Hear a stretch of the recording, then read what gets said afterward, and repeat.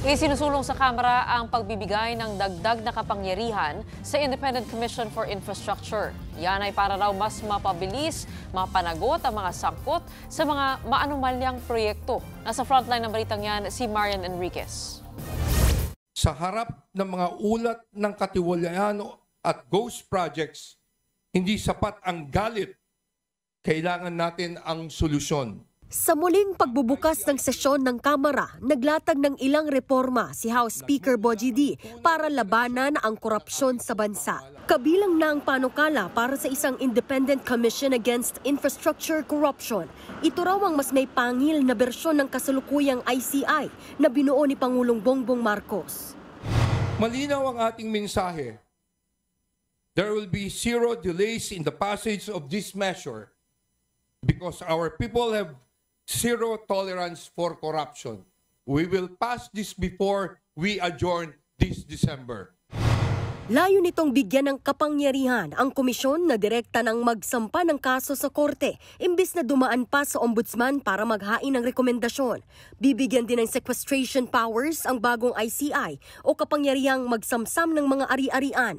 Gayon din ang pagsususpende ng mga opisyal at pagpapataw ng whole departure order laban sa mga iniimbestigahang opisyal.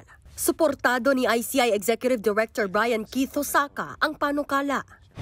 Any other additional powers granted to the ICI or this time with the creation of a new commission would be welcome because it will make the task more efficient and faster. Yun nga lang, hindi sang-ayon si Osaka sa probisyon ng panukala sa Kamara na bigyan lang ng 2 taon ang bubuoing komisyon para sa kanilang investigasyon. Lalo 238,000 infrastructure projects na ang kasalukuyang tinitignan nila.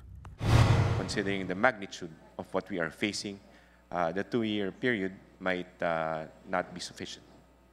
So you will need more time? Yes, it would depend. Of course, we will defer to the wisdom of the Congress.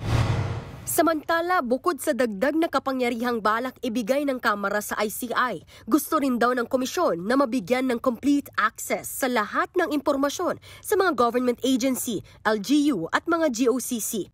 Pati na ang magrekomenda sa Professional Regulation Commission ng automatic cancellation ng mga lisensya ng mga professional.